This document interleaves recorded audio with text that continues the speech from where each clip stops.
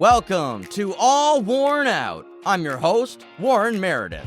On the show today, Ginny Ranger of Ginny The Re-A-Rangers. They're a fantastic cover band out of the Pembroke music scene, and they're doing awesome things. Get out and see them live. Plus, Ginny's about to record original music for the very first time. Let's get into it now with Ginny Ranger. Hi, everybody. Welcome to All Worn Out. It's a podcast about music. It's a podcast about what you're passionate about. And it's a podcast about what our guest is passionate about. We're very lucky, thrilled, excited. We're losing our minds. We have the amazing Ginny Ranger on the show. Oh, Ginny, my goodness. how are you doing? I'm good. What an introduction. Wow. Man, let me just say, I love your voice. Like, what a great voice you have. Thank you so much. Because of the rasp. That's what makes me really like it. And because, I'm a raspy singer myself. So Right. I just have a great appreciation when I hear somebody with that kind of voice. And I heard how in different covers, you can kind of, you can pull it in, you can go, and that's the same as me. And I like that. You can control it. Yeah, that's really cool. I listened to some of your music and I actually noticed that right away. I was like, oh, we could have a similar raspy sound. That rasp was something that I definitely developed over time and learned to control.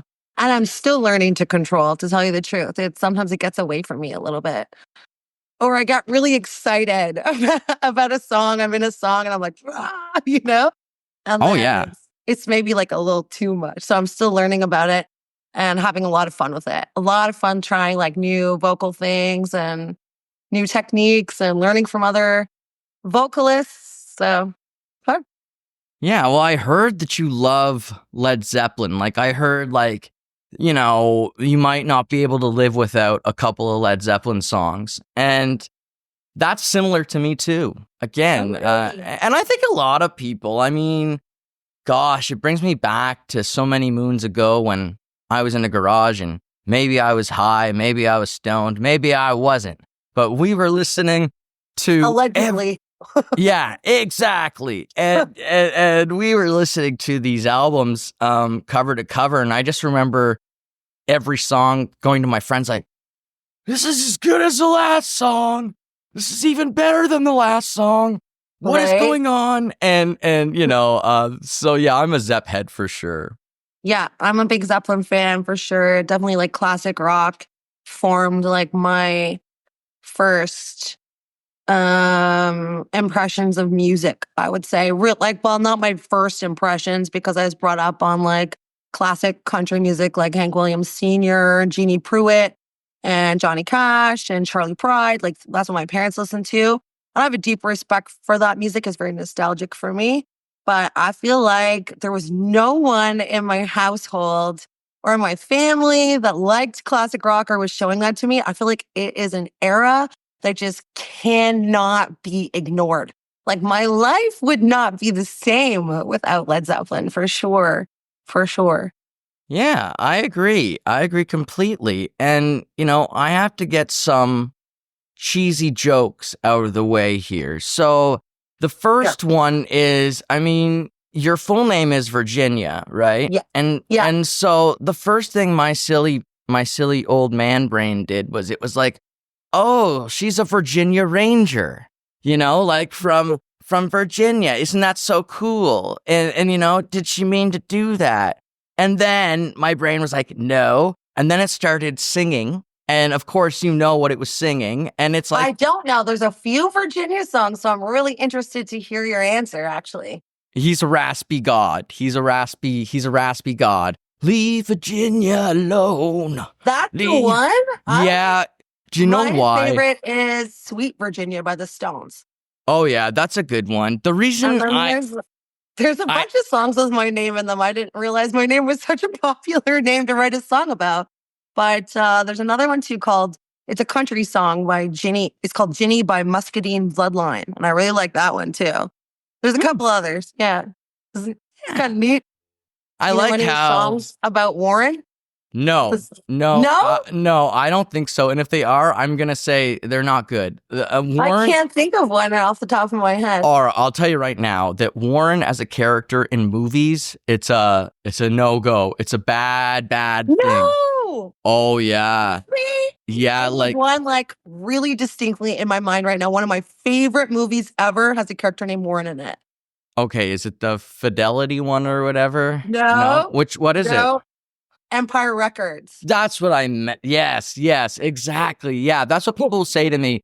Like Empire. I'm like, yeah, that's like the one example of like a cool, decent Warren character. That because was really cool. There was one in this movie. It was called like Smoking Aces or something like that. And like this kid answers the door, and this kid is not right. And he's not right, and he's got a boner, and he's only like 11 years old or something like that. And like looks messed up. And then you can hear the mother in the background go, "Warren, get away from that door.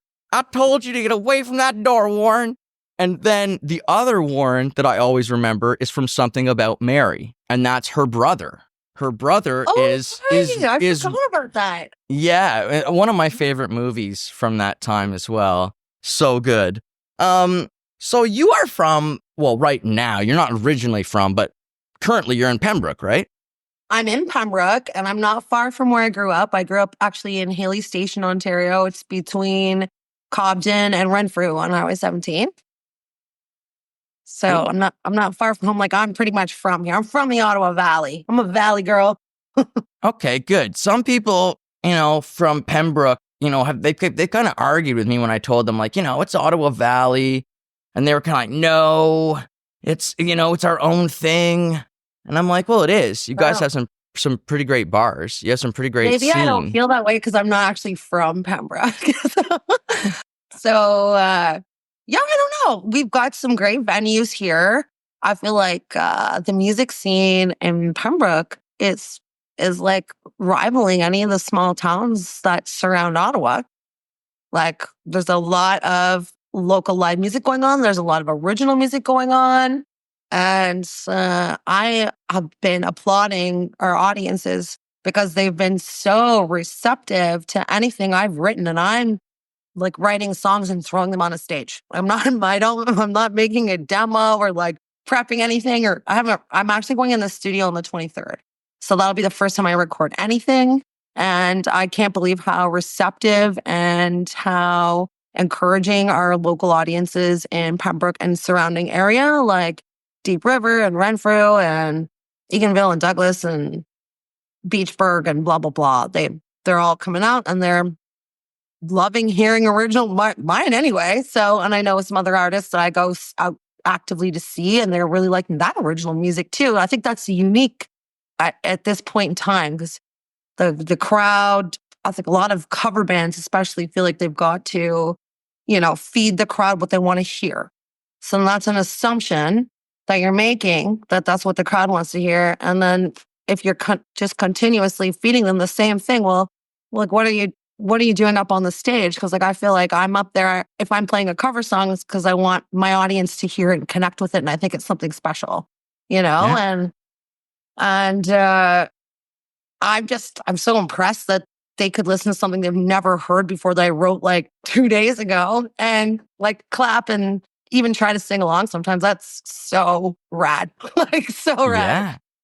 Yeah. Well, I mean, what's amazing is I think you're doing it the right way. I mean, you're saying you're just throwing it up on stage, but what I would say is that brought me back in my mind to when I started doing songwriting, and I didn't know what was a good song, what was a bad song. I started taking them to open mics, and exactly. if I got a response from that crowd, I knew it was generally sincere, and it's kind of like comedian testing their jokes out. And seeing what parts work and what parts maybe can be improved upon. And, so yeah, I think that's really good that you have that audience that you've built up. And the cover scene thing, I've talked with several cover artists who are transitioning or moving to writing originals as well. It's like daunting, but you guys are doing it the right way. In my opinion, you're doing it in a very smart way. I Because it's hope so. I'm hard. doing it the only way that it's occurred to me to do it. So like I hope it's the right way. I mean, what's the right way? There you So go. Yeah, I'm I just agree with that. doing whatever feels kind of like natural to me. And I think a big part of it was the support of my band. That was the nerve-wracking part. When I brought the originals to these like very seasoned musicians, and I was like, I wrote a song. Let's play it. And I thought they were gonna roll their eyes at me and be like, oh my God, shut up. But they were so great and so encouraging. And I've lots of musician friends around me too who've been super, super encouraging to me, which is really important because I think if I felt like really unsure of myself or unsure of the song, which I was in the beginning, and then ripping that Band-Aid off and just throwing it at my band, and they're like, yeah, that's cool, let's play that. How about this? How about this drum beat? How about this little solo? How about a break here? How about whatever? And I'm like, yeah, okay, cool. Rock on. Let's play this. Let's get up on the stage and play it somewhere. And then I think the confidence is what came across maybe, which is what then equaled audience participation or attention or whatever, maybe. Well, I'm taking a guess at it. I don't really know, but Well, yeah. first of all, are you writing these songs yourself? Like you're not, like it's not the band writing it, you're writing these songs? I guess so. Like I'm typically what I have been doing, and I've only written a few songs, like what, 3, kind of 4, almost 4, pretty much 4, you know? Mhm. But I'm typically writing the chord progression and all the lyrics for sure. And then things like the bass line or like Whiskey Kisses was my first original song I started performing. And I actually was performing it with a different configuration of this band to start out with. And I've just let the lead guitar player do what he feels, like it's Mhm. practiced and it's in the practice room and it's decided on there. But I've had a couple of different lead guitar players play on that song and they've played it differently. And I didn't dislike any of the ways really it was played. So I just feel like if you're in it and you feel it and you're behind it and you love it, then you're going to do something like cool to push it out there. So, Yeah. but yeah, I'm writing, I guess the chord progression, I'm writing the basics, like the bare bones of the songs at home. And then I bring it to my band and I just play it on my acoustic at practice. And it's always preceded by a bunch of, apologies and like, this probably doesn't sound very good. And like, I might do something different in the bridge and don't judge me right now. Like, whatever, and show it to them. And then they kind of encourage me and I go home and solidify my parts and stuff and send it to them. And then it goes from there. Yeah, that sounds awesome. And you're coming up with that melody and you're writing those lyrics. And like you said, coming up with that chord progression. So you are coming up with all the skeleton parts and even some of the flourish, because that's really what the lyrics are. And I mean, once you get into the studio, when you work with producers, they start telling the band things like, listen, if you can record a great song, but if the vocals suck here, no one's going to listen. Like nobody, right? And so the producers will tell you that vocals are 50% of the song. Oh, so, wow. Well, thank you so much for making me unbelievably nervous before I go meet up with Jordan Zadarozny on November 23rd to record my first song. So what you got to remember is so you're putting the work into these melodies. You're putting the work into these hooks, into these lyrics, and it will pay off. And if this person comes at you and says, oh, I don't like this lyric, I think this lyric is the pits, that's going to be time for you. There you go. I love that reaction. And right? That lyric needs to be that lyric, though, because there's a very specific reason why that lyric is there. Everything I write is like unbelievably over thought out. So you're going to take it to a whole other level, though. See, this is the thing. When I brought Down with the Devil to the producer in Toronto, he told me that they all sucked that the whole thing Oh, sucked. shit. He said, God. he said to me, the melody is great, and your chorus has some banger points. So I like this song, and we're gonna do this song. But your verses are horrible. They're horrific. I can't get around them. Okay. And you've got half an hour. Go out to the room and rewrite them. Wow. And you did And that? yes. And then that song was our first song that caught on with people. Oh my God, that's So that- insane. So like that song now has like, it's not a big thing, but it has 40,000 streams on Spotify, and we I think never. that's a big thing. It is because like we never put a penny into it. Like we never paid to promote that song, and we have for other songs put promotion into it. So Okay. that song to just generate that type of love, you know, in the beginning for us was a big deal. And so it built trust between me and the producer and our band, because we built this honesty right from the get-go, and it hurt me. Believe me, I was pissed. And I was it would hurt. upset. It would Yeah. hurt me to have somebody say to me, like, that's garbage. Like, that's all gotta go.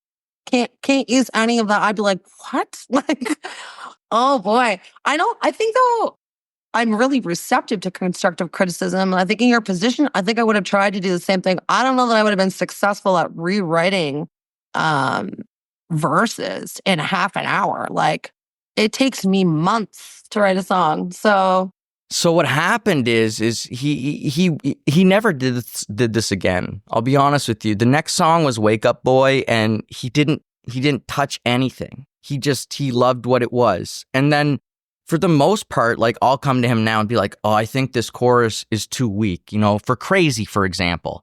I thought Crazy was good. I thought the verses were good, but I thought the chorus was crap. And I was like, listen, the chorus is just like, you make me crazy. And he's like, perfect. He's like, you make me hooky. That's great. I love it. Hook, hook, hook, hook, hook. Great. yeah. Simple. Keep it simple. And I was am like, examining this whole theology right now because I tend to gravitate towards more complicated songs, I would say, like on the reg. But I think that people like you, maybe, and I'm assuming that we're anything alike with this statement, but I think we are unique listeners because we're musicians. So we're listening with a different perspective, perhaps. And the general public, like I've definitely noticed, like sometimes it's like, keep it simple, stupid, right? Like stop flourishing the lyrics so much, stop making the parts so complicated. Like find a cool hook, repeat it, find your message and make it sound catchy. But I think they're also within that dynamic. And I don't know anything because like, I've just started writing songs, but this is what conclusion that I've come to at this moment in time. It's just like, you can have a very simplistic, catchy message, like your main message of the song, and it can still hold a lot of meaning, where sometimes I equate complexity to validity, maybe, right? Or like, or I don't know, like a higher level. And I'm like, I'm starting to maybe abandon that thought process a little bit and make things like a little more simple in my songwriting. well, I think Whiskey Kisses, I heard that version live, actually. I listened to it and I liked it. And what I think is you already understand, like, you're selling nostalgia. Like, when you write a song, what you're really trying to do is trigger nostalgic memories in people. And these have them connect to what you're saying, right? That's right. And feel that emotion that you were feeling when you were writing it. I want them to feel it when they're hearing it. Yeah. So I'm learning. Well, of course, and you never stop. And I don't know anything either. And I am I don't know what you'd call it. Like, I went to theater school. I believe in doing things and learning from mentors and all this nonsense. But I also know people that told the same producer I worked with, when he told them change things, they said no. They just said, no, I like it the way it is and I'm not changing it. And I can't tell you whether they had more or less success that way. Interesting. Right? It's always art. It's always there's perspective. And sometimes you might be bang on right. In my scenario, I'll tell you why I agreed with him, because he pointed out that that the lyrics were kind of cheesy in a way. They had a bit of a cheese to them because I was singing them about history. And there was no reason. So when I went out and I rewrote them, I just simplified and I just wrote about guy girl and in an argument, and that's it. And they just bantered back and forth, and one's lying to the other. That's the whole down with the devil thing, I guess. And right. So were you happier with the song the way that you initially wrote it, or were you happier with it after the critique and some alterations? now I'm happy with it. At the time, I really didn't know what to think. But looking back, I think that my original version would have been very Weird Al Yankovic, and that's not what I was going for. Okay. And I think he just caught that, and my male ego wasn't allowing me to see that. But I mean, I'll give you an example of the lyrics because I still remember the original lyrics. Yeah, okay? yeah. So Edgar Allan Poe could never let go. Loved a girl so much, cut off his ear, Van Gogh. Mona Lisa stared into his soul. 500 years later, Leonardo. Okay, so then it went into the same pre-chorus and the same chorus, but you can hear there how it's just like this. It's this nerdy historical story, and I just think, yeah, it kind of. Are you an Edgar Allan Poe fan? Oh, of course. I'm a poet fan. I read Shakespeare. So I have a little story for you that you might find interesting. That's so interesting that you just brought that up. So I was in a band a long time ago. I couldn't give it the attention that I can give it right now because my kids were really young, so I didn't have the time, and I couldn't go be out gigging at the bars until 2:00 in the morning. But the band was called Red December. And the name was derived from an Edgar Allan Poe poem called Annabel Lee. Yeah. And he says, I could never dissever my heart from the heart of the lovely Annabel Lee or something in the poem. And it just meant to dissever meant separation. And I started the band with a girlfriend, me and her. She played the keyboard and I could barely play the guitar. And I didn't think I could sing, and I didn't care because I was like, I want to sing and it's fun for me, so you're going to listen to me anyway. But we would have all these get-togethers with our musician friends at someone's house, on a Friday evening or something, and the boys would all set up all their gear. So we'd have bass amp and microphones and a full drum kit and everything in someone's living room for the evening, and everyone's just jamming all night. But they seemed to never give the girls a real turn. If I had said, well, I want to get up and play something, then they'd be like, okay, well, we're going to go for a smoke. So Tanya Dunbar and I, we often were jamming at Evan Burgess's house. He's a local guitar magician. And Evan and Angie Burgess. And they had a room. The room in the front was all painted blue, like a living room where all the stuff was set up. And then there was this little room in the back with a pellet stove, and it was red. So that's why we chose Red December, because we're just splitting off from them. You guys go play the Tragically Hip on repeat and Metallica and whatever in the front room till your ears bleed. Go ahead. But we're going to go in the back room and we're going to do our own thing. People would just trickle over to the back of the house. And I'm like, we're playing music that people like, and it's not the same thing every time we come here. And we have a spot here. We deserve to be heard. We have something to offer. And so that's how Red December started. Then it turned into a 6-piece at one point with a fiddle player. And it was kind of nuts. But that was the first time I'd ever been in a band. And that was where it started. It was with Tanya Dunbar, and it was inspired by an Edgar Allan Poe poem. So. Sweet. And how old were you then? I'm trying to think. My oldest son was born in 2008. So probably 2010 or 2011 or maybe 2012. Okay. And we were a 3-piece, we were a duet, we were a 6-piece, we slimmed back down again and brought other people in. Mike Graham played with us for a little bit on bass. And we did some just weird, like acoustic-y kind of covers and stuff. And we were never very serious about it because we couldn't be, or our kids were too young and we're too busy with life. But now is my opportunity where my kids are older and more self-sufficient, and I can put some time and attention and energy, really focus on music, which has always been something that was a passion of mine and I've always loved. So it's fun to give it this much of my attention and time now. At that time, I had some big ideas and I really had to fight for that spot in front of the microphone. I still feel like I have to do that sometimes. My friends, you have to understand, are like unbelievably talented musicians. So they're right to be like, yeah, okay. You want to get up and play a whole song or something? Like, or are you going to play Zombie by the Cranberries? I'm like, maybe I was going to do that. But I'll pick a way cooler song next time. So, well, maybe you're just being hard on yourself. well, I think we muscled our way in there, and I think everyone's happy about it. Like, we're openly invited now to come out to the barn in Mixburg with that's kind of like all my crew. That'd be like Witches of the Sick Vein. What other bands? Mike's band, Chi. Who else is out there? Darren's band, Until. Like it's just like a private party, and it's like it's like a fight for a spot on the stage for this like free show at this barn in Mixburg. We're all like vying for a spot to do a set at these parties. It's so funny. And But how I big? got my spot. I fought hard for it, and I stood up there, and I made an ass out of myself a few times for sure.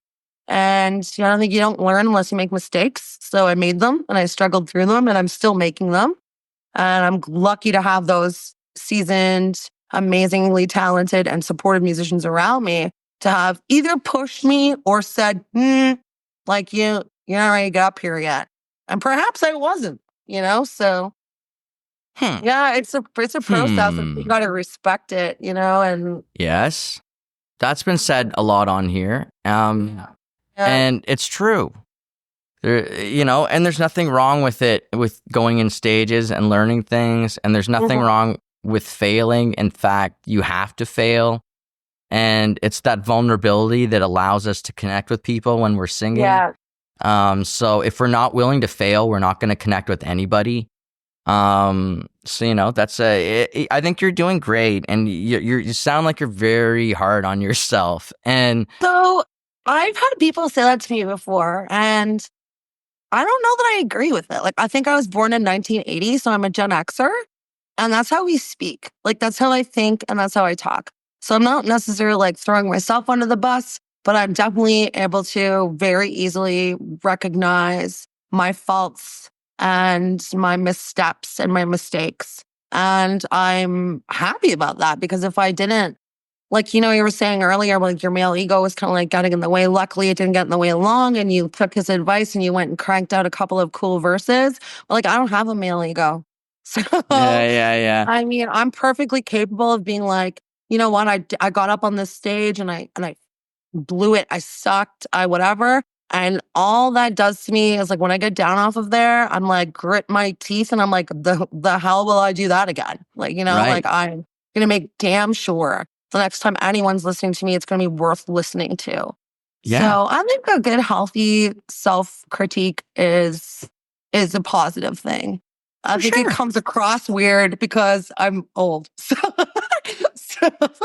No, not at all. but yeah, it's not really like, it's not self-deprecation. It's like and I will, like, if you want to list my attributes, I can give you one of those too. Like, I'm not oh, I'm so terrible, but I am like, and I have my faults. I've made my mistakes. It's been part of my journey. It's made me what I am today. To deny that is ludicrous. So I accept it. Absolutely. I'm going to make some more too, for sure. Like, so, and then I'll learn from those and I'll be better after that. So, Yep. Let's go way back in time. I want to just rewind the clock. And what's your very first musical memory where it's a song, it's something, and it grabs you and it stayed with you? Maybe you're 3 years old, maybe you're 5 years old, but I have it. I have it. my dad sang all the time, and he used Okay. to rock me to sleep till I was like 5 years old. So I have memories of these like really old, they're not even country songs, they're like folk, like really old folk songs, I suppose. And I don't even know a ton of them, but I have a couple of them that I found along the way. And there's one in particular that I remember him singing to me. I can remember the sound of his voice while he was singing to me. It was so unbelievably like sweet and comforting and amazing. And I think that is what is like just solidified my like love of music and the comfort of it and the awakening of it and the emotion of it, you know? That's cool. I like that Right? one. Yeah. Yeah, I love that answer. That's fantastic. I'm like, yeah, I can't find it on Spotify. I found somebody had written down some lyrics, but I've been like old, probably Irish, just like heritage or something. I don't even know. My I can't grandpa. I can't even find like the original artist who did it or who. I don't have a clue, but I know that song. I know every word to it, and it has a really, really strong memory for me. Try putting the lyrics into Google. See if it spits out. I did, yeah. And it did. I can find. And those songs too, a lot of the time they're interpreted. Like, so someone's family will sing it one way and someone else will sing it a different way. So I Okay. don't think I found the lyrics exactly as my dad sang them, but I was lucky enough to have like a cassette tape with a recording of him singing on it. Somebody in my family had made it. So I got to like write down all the lyrics because I don't think I would have remembered them from being like 3 years old, laying on his chest in the rocking chair, you know? But it You was never know. I have like Yeah. I said it before. I was like 3 years old, and I remember La Bamba, and I remember the babysitter's daughters because I was waiting to get picked up from my parents or whatever from work, and I remember being in a playpen with my arms up, dancing to La Bamba. Oh my God, And so cute. yeah, and like the 16, 14, like they're teenagers, you know, young girls that were like with their mom babysitting me and trying to make me dance. And Yeah. so like music is powerful. Like it can etch things. It is. It will etch into us. And I say to people, like the things we remember the most, well, first of all, it's bad. If something bad happens to us, we never forget.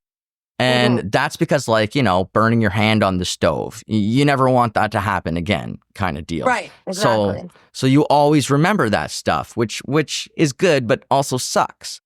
So then the other stuff we always remember and we never forget are these moments of just pure life. We don't even know how to describe it. It's like we were just living.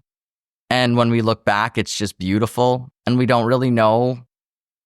Like, you want to go back, but you can't. Yeah. Songs bring you back to a memory, often, or me anyway. Yeah. I'll hear something, and I'll remember like the first time I danced with a boy at the rec center. And actually, I remember that. And he was my first boyfriend ever. Oh my God. But we're still friends, and I'm friends with his wife, and our kids went to school together. He was the first guy I ever dated, and I dated him because he asked me to dance. And he knew all of the words to Stairway to Heaven. So I was like, obviously this guy's like meant for me. You see, as a kid, I thought there was a lot more that went into the girls liking you. You know, I think we just took it way too serious. Like, you know, like you just said, it's because he asked you to dance and because he knew all the words to Stairway to Heaven. You know, he's an amazing person as well. Like I said, I still know him, so he really is a good person. But I think we were probably 16, maybe something like that, something around 16. Like we were young, and you know, we didn't really know each other that well. We weren't destined to be together, but like forever, every time I hear Stairway, I will think about like him and that rec center dance, like my first dance with a boy and my first boyfriend ever, you know, and whatever. So it's cool. Or first love. Yeah. Or first, whatever it might have been. It's a big moment where you don't forget it. And, yeah, that's great. It reminds me of Napoleon Dynamite. Like everything does now, because I've realized the genius of that movie. But, like the dance scene at the end of the movie where they're in the prom together and they're dancing, and it's like, that's what they're never going to forget, Right. And Yeah. I remember my prom. I went twice, and like I went with my girlfriend like for her prom a couple years later. So I got to be like the cool guy who was like, oh, I've already graduated. I'm in college. I'm just here for my girlfriend. But, those were the good old days. Again, you just look back and it's like, it's more so like, what was I doing around that time? And how stupid was I? And what was I getting away with? I wanted to ask you about the Jammy Jam, because it looked like you raised like $6,500. I did almost $6,500 just for the under. Bernadette McCann House. Yeah. Which is for battered and endangered women. It's a women's shelter. Yeah. It's our only women's shelter in the entirety, I believe, of the Ottawa Valley. There's one in Pembroke and there's one in Renfrew. So it's just a cause that I didn't hear a lot of people fundraising for. So really, I didn't put a whole lot more thought into it than that when I picked the cause.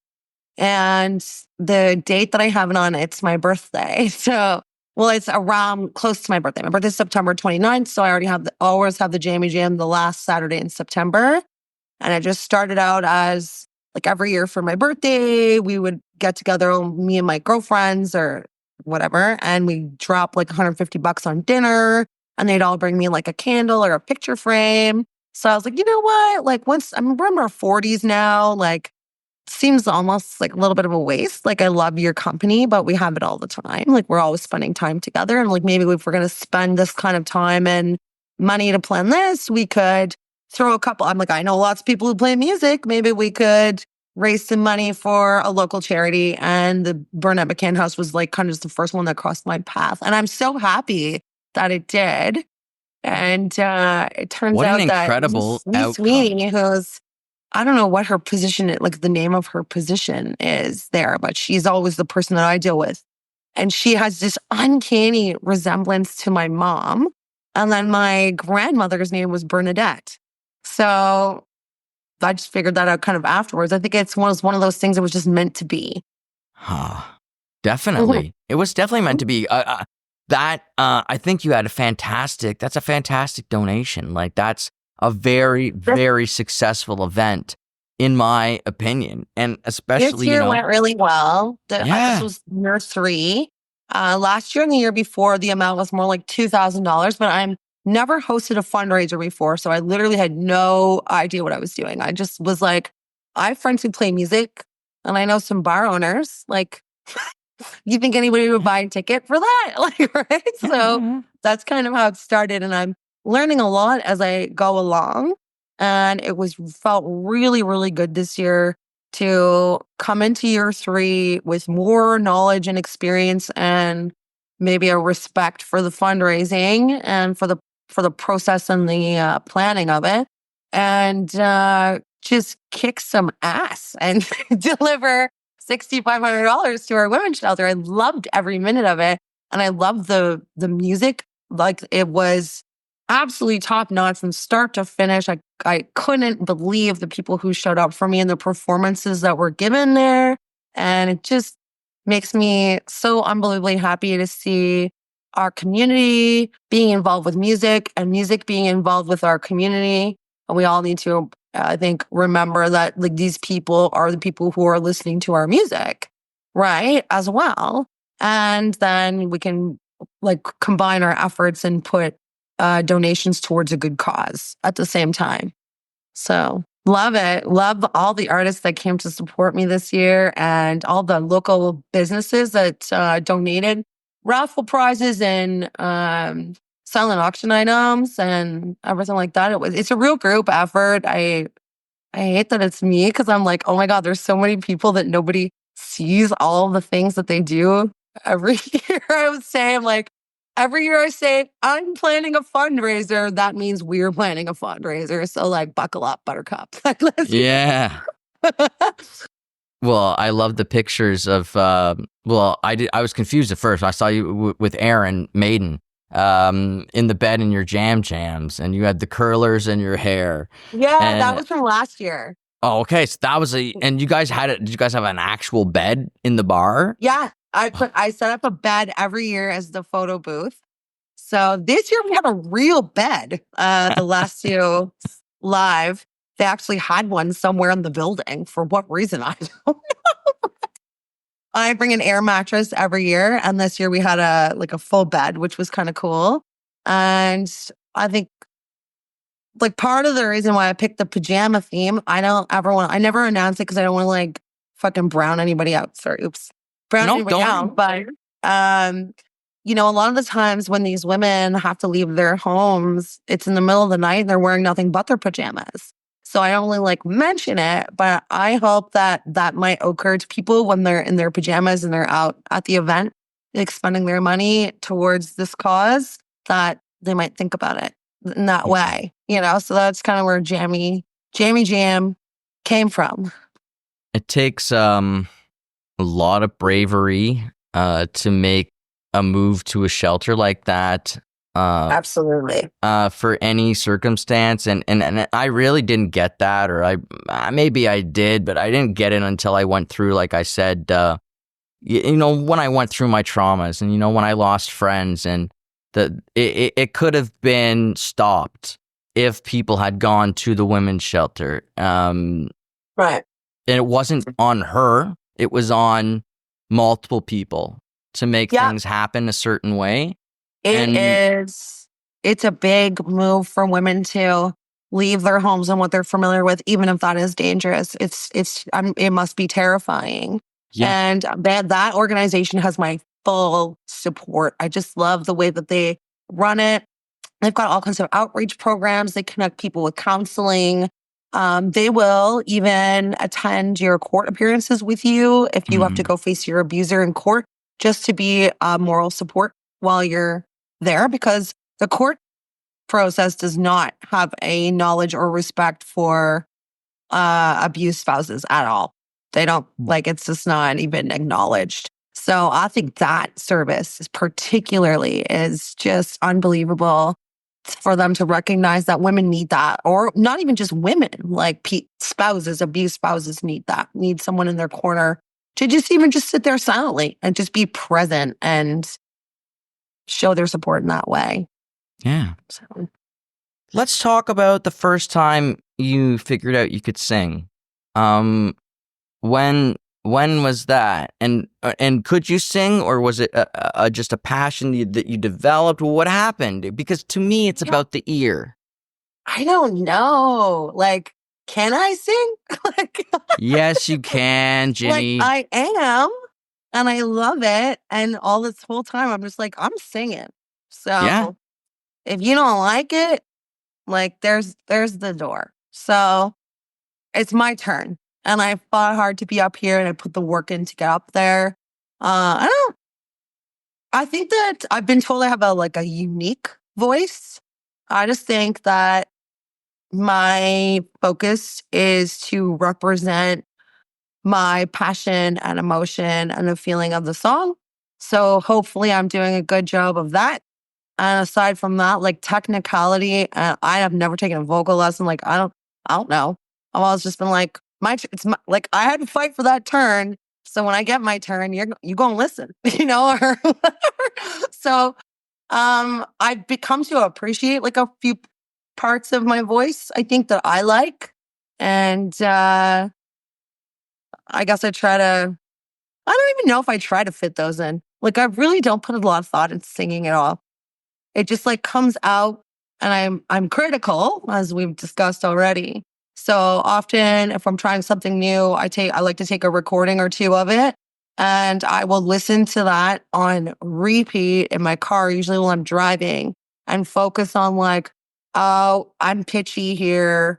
I'm sharp. That's a weird jump. Like, that's when I'll dissect it, is after I've already kind of given it a try. And then I'll go back in with technique and try to iron out anything I think is like sloppy or well, I don't know how to explain it. You kind of got what I'm saying? Yeah. So, But were you as for, young? vocal technique and when did I figure out I could sing? I don't know that I have figured that out yet. I think I'm just singing.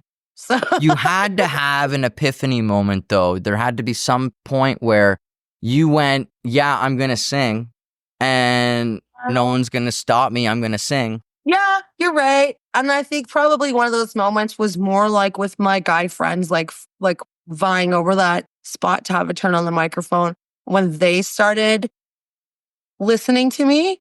Actually, I remember that. I remember a moment at the Mixburg barn where I was like, I'm really proud of what I just did. And these men who I've been surrounded by, who I've learned everything from, they're listening. I got them. They heard me today. And I think that was it. And then now when I'm performing original songs and I can look out and I can see expressions and people getting into it. That's it for me, man. That's it, right? That's the drug. That is it right there. I'm addicted. For sure. I want to reach people. I want to write things that people connect with, that make them feel, that make them nostalgic, make them remember, make them, I don't know. So right now it's that. Before I'd say my first moment, I think it was one of the moments with the guys probably where I actually noticed that they were listening to me. I was like, holy crap. I didn't just muscle my way up here and force them to give me a turn and they have to sit through it. They're actually listening today. Wow, that's cool. Wow. So, I mean, what the thing is did you ever sing karaoke? Did you ever do anything previous? Were you in choirs? Yes, I was in choir when I was younger. I was in Sister Jones choir. My choir leader was a nun. Yeah. And yeah, I did that. I sang descant in choir, which is the highest, which is weird because my voice has completely changed. I have a really low range now. So I don't know. That's kind of strange. That's cool. I've always loved music and I step danced as a child. I was a student of Buster Brown and I step danced for 6 years with him. And I have a real love of Celtic and Irish music because of my family and my background and doing that for so long. But that doesn't involve singing, most of it. But singing in the choir, I don't think I stood out at all, to tell you the truth. And I don't think I sang karaoke. I remember being really afraid to do it. It was in college. And I would go every week to karaoke with my girlfriends in college in Belleville, to Little Texas. And I worked there too. And I would write a song on a piece of paper and I would never hand it in. And I'd go back the next week and I'd write a song on a piece of paper and I wouldn't hand it in. Until finally one day I handed it in and I shook like a leaf and it was terrifying and it was awful too. It wasn't a good performance or anything. And I was like, that's not so bad, right? I could do that. So then it was open mics. I did a lot. I was really, really, really active in our local open mic circle. And I have been since I could play the guitar, which I'm trying to think of when that was. It was definitely Grant Tompkinson of the Will Know Blues Band who pushed me the hardest. I was like, get up there and sing something. Come up and sing with us. So they'd invite me up on Tuesday at Blues Night and I'd sing the same song every week. Mm-hmm. It was so dumb. And that's a funny story behind the song too. I saw her standing there by the Beatles. Yeah. But the funny thing is that the first time I heard the song was on my very first cassette tape I ever got for Christmas, which was from Tiffany. If you remember Tiffany, and she covered, I saw her standing there and I had no idea that was a Beatles song for ever. To me, I'm up at Will Know. I knew by the time I was at Will Know that it was a Beatles song, but to me, I'm singing my Tiffany song on my cassette tape in my living room and they're letting me do it with the microphone in front of all these hippies. So that went over well. I started building a little bit of confidence. It took me a long time. I was very self-conscious. And like I said, people say my voice is unique, but I don't I'm not like operatic. I don't have a crazy range. I don't know. There's nothing that like outstanding, I suppose, about my vocals, except that they're very, very heartfelt. So, and then this unique sound has come out of that. Like, it wasn't like I noticed the sound and developed it, or somebody heard it and developed it. They were just like, sing. And I was like, okay, I'm going to sing. And then that changed from this to that along the way and has landed here. So, Yeah. Well, I mean, so you are a mom, right? You are a mom, a musician, a hairstylist, an yeah. equestrian. Yes. So you like to ride horses. I did. Me and my youngest son have been riding competitively for the last 4 years. Actually, this was the first season that we didn't compete. So, and I say competitively, but what I mean is in like the local schooling circuit. So we're like just outside of Ottawa. A lot of the shows that we went to were like West Star Farms, that series, which is like you won't know what I'm talking about. It's a stepping stone up to the Trillium circuit. So Ooh. we didn't compete in any high level, but we both have a super love of horses, which I've always loved as well. I've been riding since I was a very young teen, or 12, maybe 12 or 13, I started riding. And it's a huge love of mine. I have a real connection with horses and animals. And that's been a big, important part of my life too. I think it adds to the Southern rock character of your voice that you've developed. It adds the authenticity to it. That you are from you're from a small town, and you love horses and animals, and it's authentic. I really like it. And the fact that you had to fight in a barn to get on a stage, right? Well, I didn't actually have to fight anybody. But the image, right? It's like, well, here we go. Bring in Virginia. Yeah. She's going to fight right now. But I love it. I get it. Well, I mean, if you're going to get on a 2,000-pound animal and convince it to jump over a 4-foot course, then muscling your way past a few musicians to get on a stage to go play a song doesn't seem as daunting. So. There you go. We all find our way. I mean, I got hooked on it very young, live performance, and very young, like 6 or 7 years old. And so I was always seeking out stages throughout my life. And so I find it always interesting when you meet people who find it later or dive into it later. I know. I kind of regret that I didn't get that experience when I was younger. I think I could have done a lot with that if I had been younger and recognized that goal of mine. I just thought it was singing in the kitchen, and whatever. So I don't know. I didn't like focus on it and go towards it, but it's also hard. Like, I've got a lot of different things on my plate that I focus on all the time. So this has been, like I said, this has been the first time in my life where I've been allowed the freedom to be able to focus on it the way that I can right now. And I would love to give it more focus than I am, but unfortunately, it does not pay the bills. So I have to go to work. So, which I love my job too, and I'm very, very lucky to have it. But yeah, I think right now at this very moment, if I could just like play music all day, every day, that's probably what I would do if I could still keep my lights on. So you've done many cover sets. Is there like 6 songs off the top of your head that you think like, I never take them out? Like these 6 songs, they live inside this set list, no matter what. Is that a thing? 6. Yeah. 1 for sure. Yeah. Psycho Killer by the Talking Heads is kind of like my thing. Okay. So it's a great song.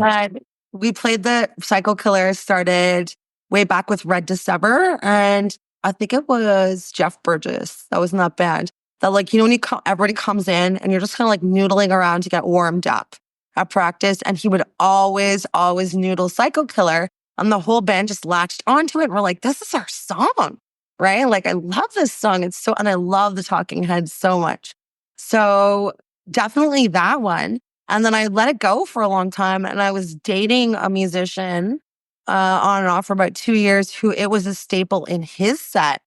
So I like didn't touch it for a while, just out of respect, I guess. Like not because I felt like I had to do that. Just I was kind of stupid. We're both gigging in the same town, playing the same really quirky cover song, you know? So I let it go for a while. And then I had a conversation with him and I was like, listen, Psycho Killer was something I loved before you did.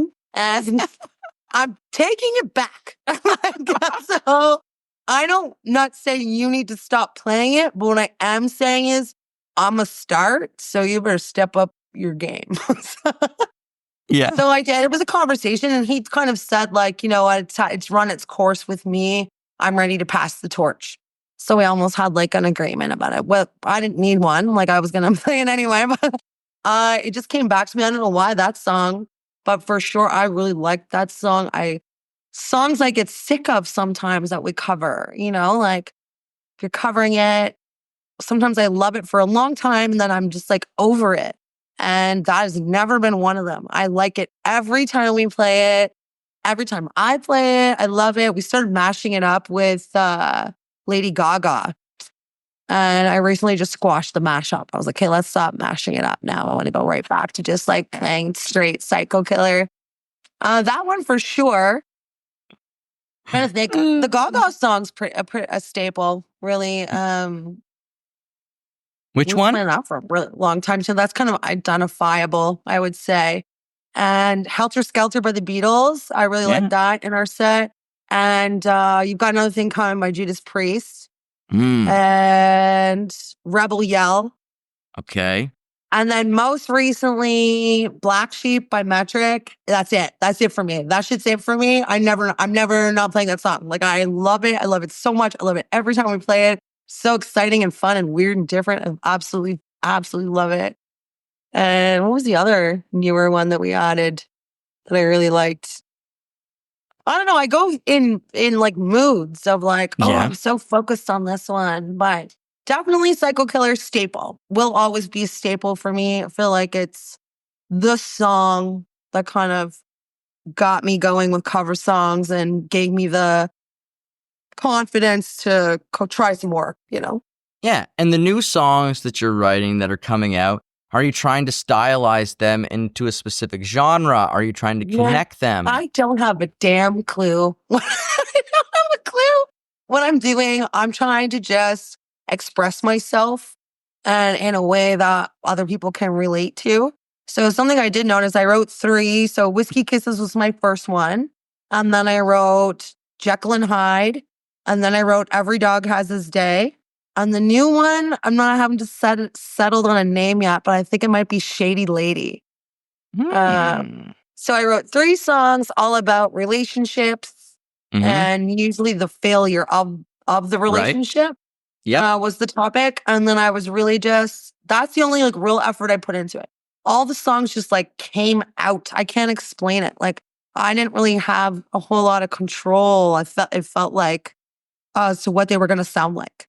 Like they just came out and they sounded like that. Like, does that make sense at all? I don't. Of course. I mean, whenever every dog, I had a real strong feeling that I wanted to have like at least a little bit of a ska aspect. So I feel like the drums really brought that. So Rob Webster did a really fantastic job listening to me and what I was like hearing in my head, and I'm trying to explain it to him, and I'm not a drummer, so like I don't know what to say to him. Like, I don't know, kind of like this, kind of like Gwen Stefani, or kind of like Sublime, or kind of like, I don't know. And I like the Misfits a lot too. So it's maybe like a little punky and a little ska. But that one had a vibe right from the beginning. And that was just me strumming an A minor chord. I got my guitar back from the music store and I wanted to like plug it in just to make sure all the tweaks were done how I was hoping they were. And I don't know what I was planning to play, but I had my capo on like the 5th fret. And I just started strumming this like A minor thing. And I was like, what was that? Like, that's something. That's something right there. And the song formed around that A minor strumming pattern. And then I was like, it's ska. It's like, no. And But it's you're not really a ska artist. So you're No. saying you have like one song that has ska themes that come Yeah. through. But do you think that you're going to be an alt rock band artist? What do you envision? Because your Can somebody intention. decide that for you? Like, can I take 7 songs and be like, what? Yes, you have to. You have tell to. me. That's I don't know. I don't know so yet. that's how you make an I don't really wanna album. be nailed down. Like the music that I like is so eclectic, like so eclectic. So I can't see me like settling into a real specific genre, but everything seems to have a sound so far that's just happening. And then my idea of like, I wanted to have a little bit of a ska feel, or I want this one to be bluesy rock. Like I feel like Jekyll and Hyde is like the bluesy rock song. And I feel like Whiskey Kisses is kind of like the Tom Petty song, or like the folky rock song. That's very Jekyll and Hyde's common. like- So you said this is your first time recording. So this is Yeah. super common. When people do their first time recording, they generally do this. They record several different genres, and they're Okay. testing out where they fit, and they're testing out what they sound best doing. And Yes. what if Yeah. I do this genre and it comes out really good and it's better than this genre? So it's common. I did it myself as well, where I wrote folk and rock and country and several genres all on the same EP. But Okay. then what happens following this generally is you learn that it's impossible to market. So there's no way I wondered how that was going to go. it's not possible. So that's why everybody commits to a genre. And then producers have specialties. So if you want to get good in a genre and move ahead and get known, you work with producers that are specialized in that, and they've done like 1,000 albums in that style. Maybe they've done the Black Crowes and they've done this and they've done that. So as an artist, you want to be a specialist eventually. I mean, to say you can paint broad. I'm so early on, so I'm playing with different ideas right now, seeing how everything sounds. And even though I say like every dog has a ska aspect to it, and Jekyll and Hyde is a bluesy rock song, and Whiskey Kisses is a folky song, and I'm not even sure what the new one is. Like, I don't know. I felt like it had like a tiny little bit of a flamenco aspect sounding to it, but it's still forming, so we'll see. But everything is within a range. I'm just figuring that out. Like I'm creating the range without understanding what the range is now. And then once I think I play with a few more things, I'll hone in then, and be able to more focus on and I think too, like perhaps an album with a different genre representing every song that you play on, like a 6-song EP, that might be hard to sell for sure. But to have like an album of like a 6-song EP, let's say, with one song that has a ska aspect to it, I don't think that would be hard to sell. And I think that one would probably stand out. Yeah, and maybe I'm wrong.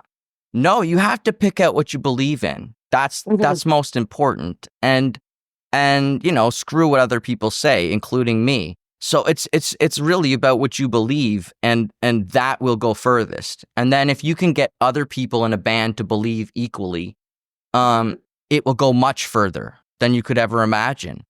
And that only comes from true belief in a song. And it's so hard to get everybody to be like, yeah, I love it. I believe in this. It's 1,000%. I'd invest thousands of dollars in it. That's what I'm talking about. That kind of belief. Right. Because everyone goes, oh, I believe in my song. I love my song. And I go, okay, pony up. Let's see what you're willing to invest in your song. Or get on the bus and leave for a month and go drive around and play it, Right? Yeah. Figure out what you're willing to do, because if you're willing to do a lot, maybe there's something there. And often there is. I think you're doing everything right. Like I said, like you have these mentors that have been showing you these different ways to play live and getting you to conquer your fears and all these things. And that's amazing. And so by all means, I think you're doing this your way, and I think you're doing it the right way for Ginny Ranger. And you just have to keep believing that and believing in yourself. And I think we're in store for some really great music. And well, I really appreciate that. And like your words are so encouraging as well. It's really neat to be able to talk to somebody like you who's been in a local band that really made an impact and that has a big following. Like it's very cool to just have your attention and your opinion. So thank you. Thank you so much.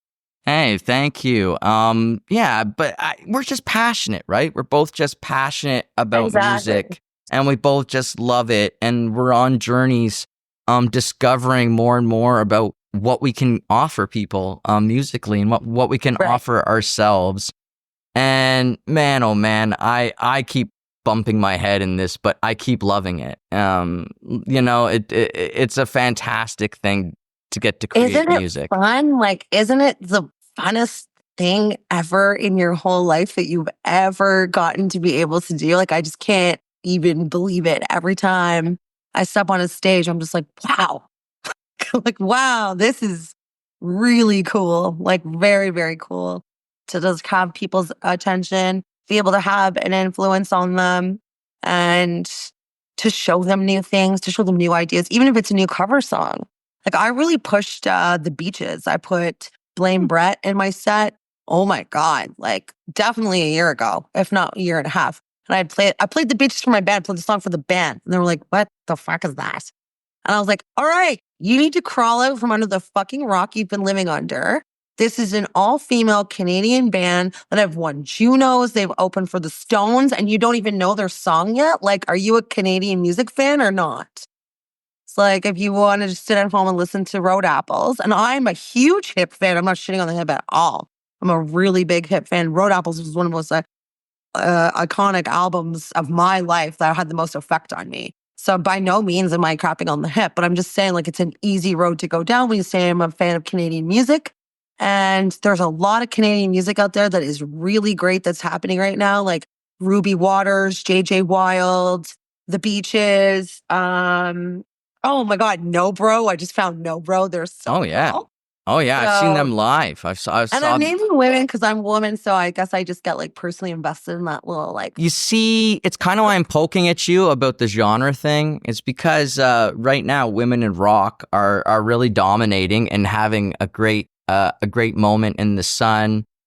You've got like, what's the other band called? The Watching or something like that. The Warning. The Warning. Thank you. Yeah. And there's other great ones that are just, they're destroying right now. They're doing amazing. And crowds People are very starting to listen to us. It's right. Time to shine. Right. And so that's what I'm saying. Maybe you should go hard rock. Maybe you should, you know, when you're ready. Or maybe you're going to go hard country. Who knows? Or maybe you're always just going to see, this is the thing, because you're a cover artist first, you have this thing in your mind where you're like, I can do anything. You throw me the song, I will learn it. I will present it. And I don't care about the genre. I will do it good. Right. I will do a great job of it. And and so I get it. I understand where that thought process is coming from. And so the next thing is just like learning how, you know how you said your voice is unique? It is, but it also has tendencies and things about it that are special and will lend themselves to very specific songs. And you'll notice, oh, it really lends itself in this song for some reason. And then pick out 3 or 4 of those songs and you go, okay, maybe I'm a blues rock singer. And that was my first epiphany was, oh, maybe I'm a blues rock singer. Okay. And then I went hard into that. But then I was like, oh, but there's a country twang. So I kind of had to morph this curve into it as well. But it all applied to Southern rock in the end. Okay. So that's how it worked for me. But I had to have people tell me. And I was singing alternative rock at the time with the first Taming Sorry albums that we brought in to the producer. And no one's heard those songs because they're not anything like what we've done, you know? So it's just this journey of discovery where you learn more and more and more about your voice, and where, Exactly. And it's so fun. And I'm right? always learning. I'm learning like every minute. Everyone I talk to that has any little bit of information, I'm always listening. I'm always listening. Even if I'm listening and somebody says something I feel like is ridiculous and I should discount it, I'm going to listen first, Yeah. and see if there's any credit to give it. And then maybe it's not for me and I need to go forward in a different direction. But I think that every little bit of information that's coming at me right now is so important. I literally am forming my sound right now. That's Yeah. exactly what I'm doing. I find like everything that has a connotation of like something different, like alternative, ska, blues rock, folk, whatever, it all still somehow sounds like me. Like I don't That's know good. how that's That's happening. good. Like, yeah, but I should hone in. Like as much as I want to try to form a song that sounds like a ska song, it only ended up having like this smid of a ska element.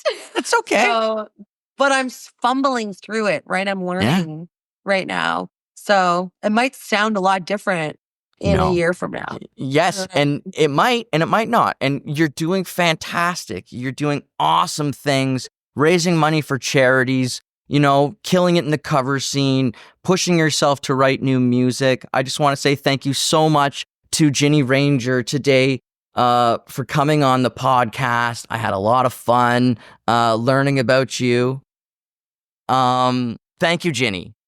Thank you so much for having me, Warren. Yes, and thank Really enjoyed you. it. Really enjoyed it. I hope we get to chat again. We will. We definitely will. We'll play shows Sounds together. Heck yes. And Yes. thank you out there for watching.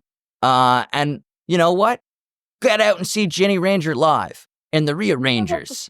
Yeah. So Yes. we'll see you all again next time on All Worn Out.